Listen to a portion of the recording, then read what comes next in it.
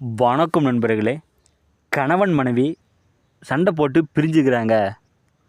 அவங்கள எப்படி ஒன்று சேர்த்துவது, இதுக்குள்ள முறையை சொல்கிறேன். இந்த பூஜை தெய்வ சக்தி இறக்குறவங்க செய்யுங்க. நான் யூடியூப்பில் சொல்லியிருக்கிற வீடியோவை அனைத்துமே நீங்கள் தெய்வ சக்தி இறக்குறவங்க செய்தால் கண்டிப்பாக வெற்றியாகும். தெய்வ சக்தி இல்லாதவங்க நீங்கள் செய்தால் ஒருபோதும் வெற்றியாகாது, தோல்விதான் ஆகும். இதை தெரிஞ்சுக்கங்க.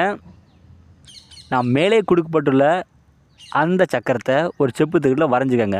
வரைந்து அதுக்கு கீழே யார் யார் பிரிஞ்சுக்கிறாங்களோ அவங்களுடைய பேரை எழுதுங்க. எழுதிய பிறகு இந்த தகட்டுக்கு கண்டிப்பாக வசிமை பூசணும்.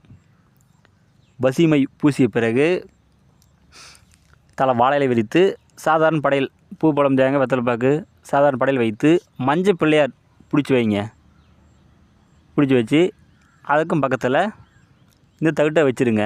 வைத்து யார் யார் பிரிஞ்சுக்கிறாங்களோ அவங்களுடைய அழுக்கு துணி அல்லது தலைமுடி அல்லது ஃபோட்டோ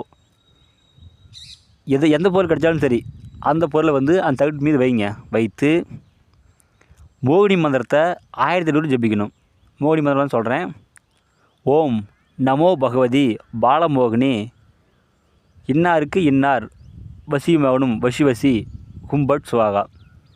இந்த மந்திரத்தை 1008 ஜபித்து வெள்ளை எருக்கலஞ்செடி அடியில் நீங்கள் புதைச்சிட்டிங்க அப்படின்னா கண்டிப்பாக பிரிஞ்சுவீங்க, ஒன்றா சேர்ந்துருவாங்க.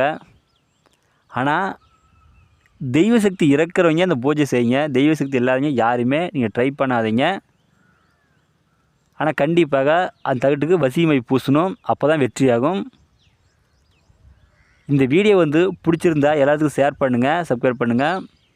மாந்திரீகத்தில் உங்களுக்கு எந்த டவுட் இருந்தாலும் சரி எனக்கு ஃபோன் பண்ணிங்களே, கண்டிப்பாக நான் சொல்கிறேன். நன்றிங்க.